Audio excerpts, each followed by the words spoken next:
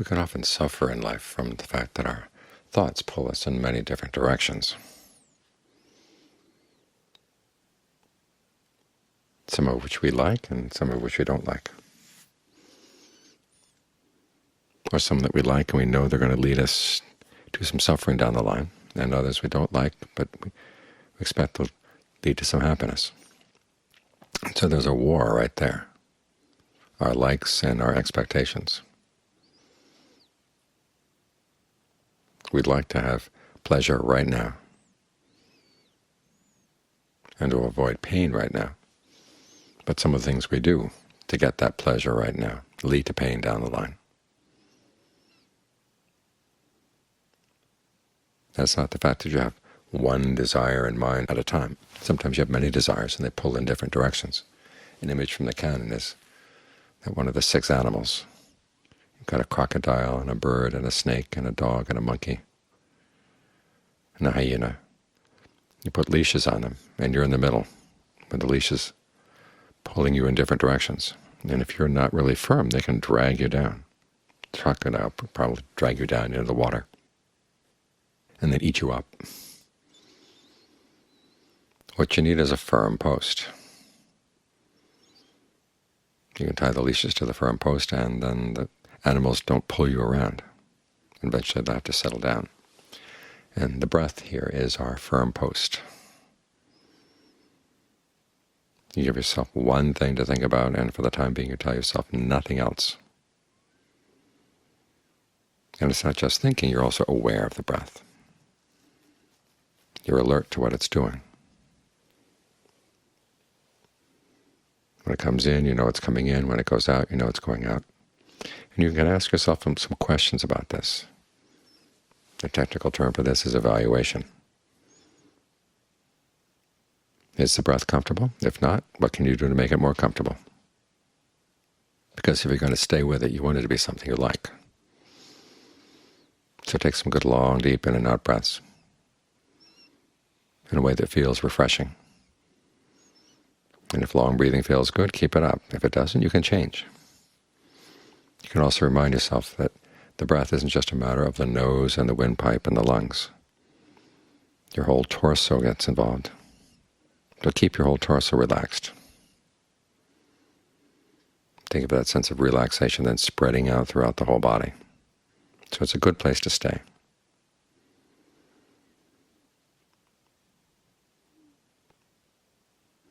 And if you have trouble settling down, you can ask yourself why.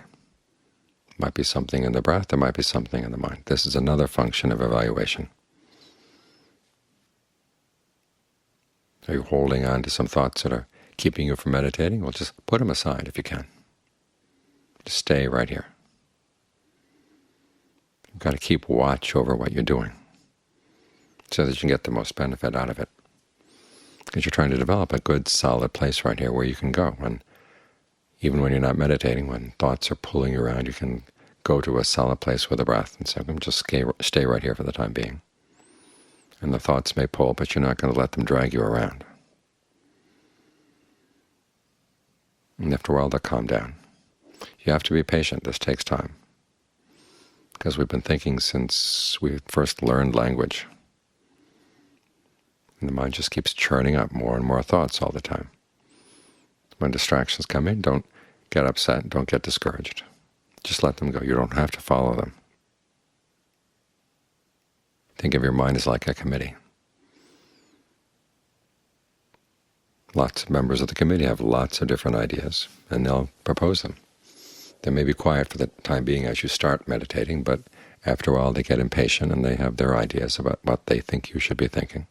But think of them just as that, committee members. A thought comes in, you don't have to say this is my thought or that this forces me to think in a certain way or do something.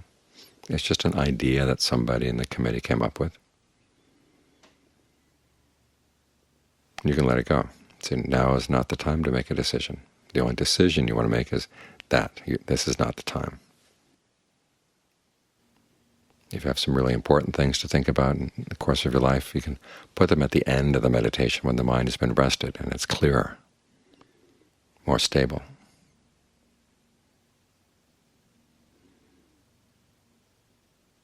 In other words, meditation is a matter of learning how to manage your mind, knowing what things are worth thinking about, what things are worth putting aside, what things need to be done right now, what things can be put off into the future, and what things don't need to be done at all. There is a certain amount of thinking that goes into meditation. It's not that we're sitting here blank, not thinking at all. It's simply a matter of learning how to use our thinking in a way that brings the mind to stillness, brings it into a sense of unity inside. So you're thinking about one thing, and that's enough. That suffices. If there are any pains in the body, just let them go. Pains in the knees, say, well, the pains can have the knees. I'm going to be here with the breath.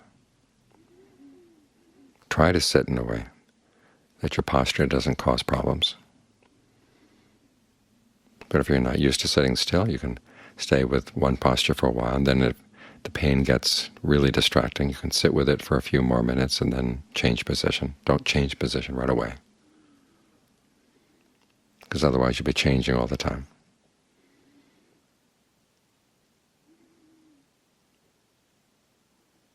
So whatever you do, you want to do it deliberately. You want to notice what the mind is actually doing. This is how you get some control over it. We need to learn how to observe the mind. See when an intention comes in, how does it insinuate its way into your decision-making process, so that you assume that it's your intention or your desire, when it's simply one of those committee members.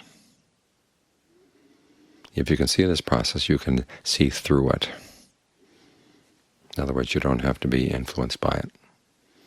So just think about the breath and learn how to ask the right questions. The right questions are, where is there stress here? What can I do to alleviate it? Well, to alleviate it, you have to look for the cause, and then let go of the cause. In particular, we're looking at stress in the mind.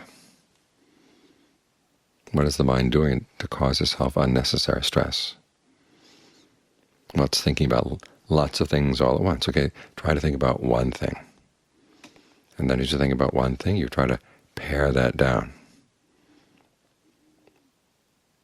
So the more you stay with the breath, the more you have a sense that your awareness and the breath are one, and you don't have to think about it so much anymore.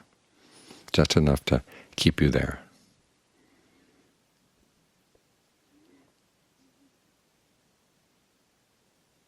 This is another technical term, appropriate attention. You pay attention, ask the right questions about what you're doing here. This is a principle that goes all the way through the Buddhist teachings. From simple things like, what kind of breathing is comfortable onto? What is the mind doing? What is it holding onto that makes it suffer? Or when you're in a state of concentration, it's not really suffering, but there's still sometimes a little disturbance in there. Well, what is the mind still holding on to that allows these disturbances to stay? Is it something in the concentration itself, or is it something from another committee member?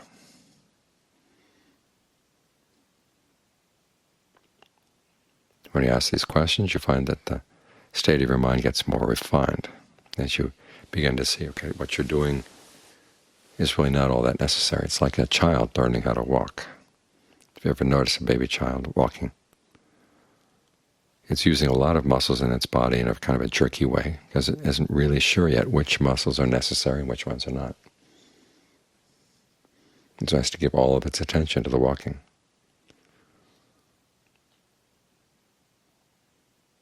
If it doesn't use the right muscles, it falls down.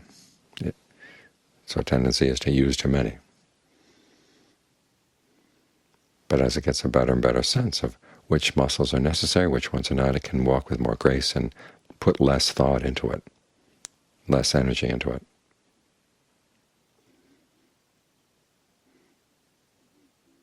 That's the same with meditation. When you try to get the mind to settle down in the very beginning, there's a lot of struggle.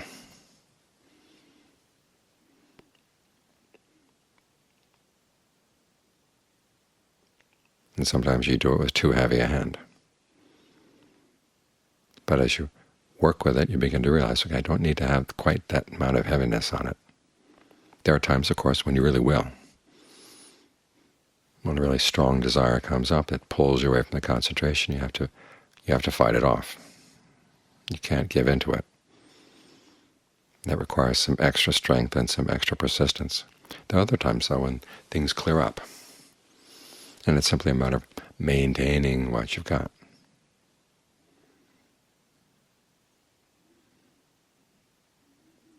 And riding with it.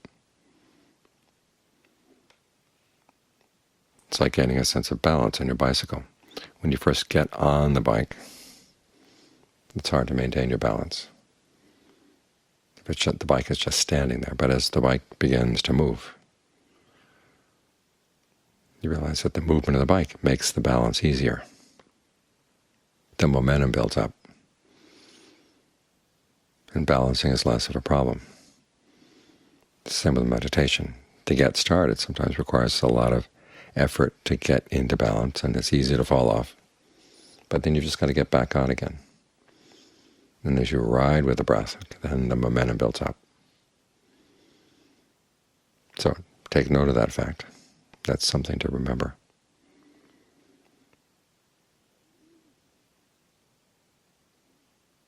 So it's not that we're not thinking here, it's just we're learning how to think in a way that's useful to get some control over the mind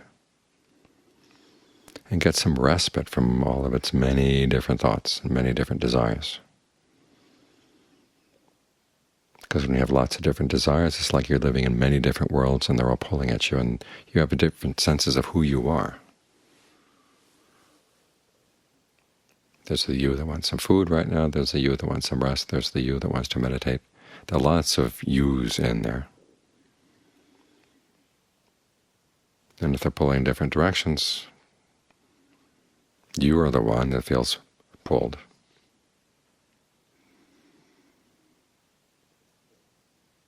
It can get you really frustrated, but if you learn how to pare these things down, so for the time being it's just the you meditating here,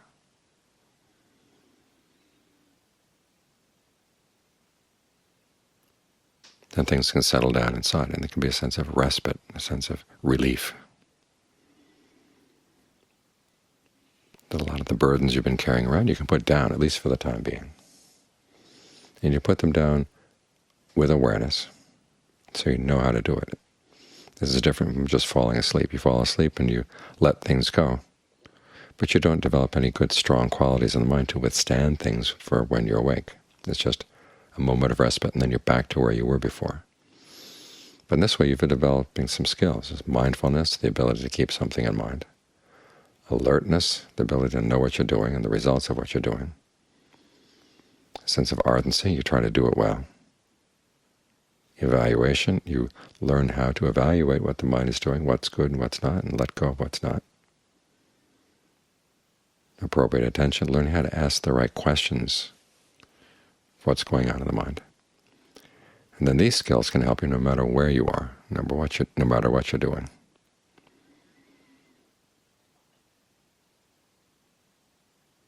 You're learning how to step back above your thoughts so they don't pull you around.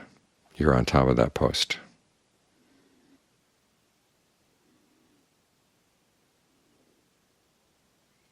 And as long as the post is firm, you're safe. So try to keep this connection with the breath as constant as you can.